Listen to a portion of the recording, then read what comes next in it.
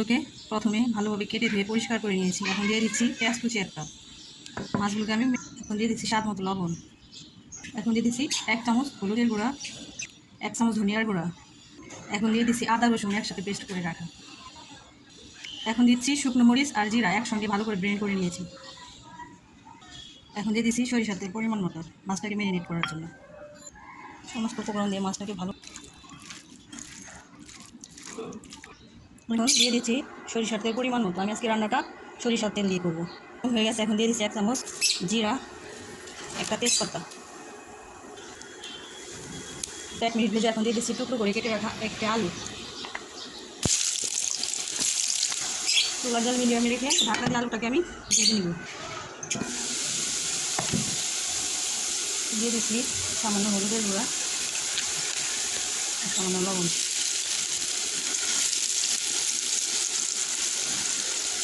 দিয়ে দিচ্ছি টুকরো করে কেটে রাখা টমেটো।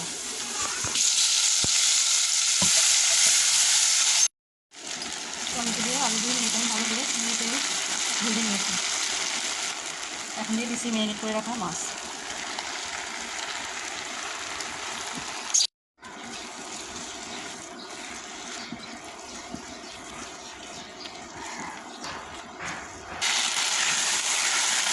মাছটাকে ভালোভাবে কষিয়ে নিতে হবে।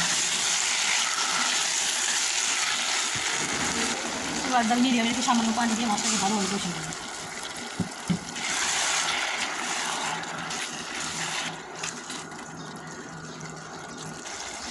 মাছটা দিয়ে আমি মিডিয়াম আছে 3 থেকে 4 মিনিট ভালোভাবে কষিয়ে নিয়েছি। কষানো হয়ে গেছে। এখন দিয়ে দিচ্ছি কাঁচামরিচ।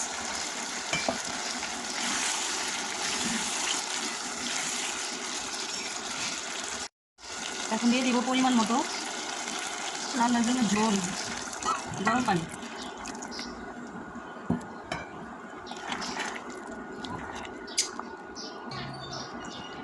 পরিমাণ মতো পানি দিয়ে এখন ঢাকা দিয়ে রান্না করব 4 থেকে 5 মিনিটের জন্য।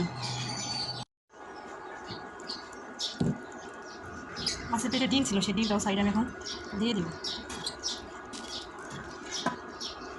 দিয়ে আবার ঢাকা দিয়ে দিব।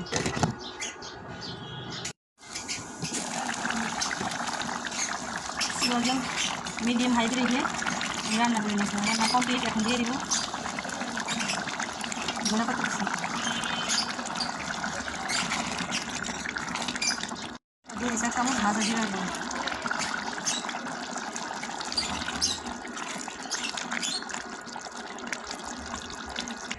আমার রান্না কমপ্লিট।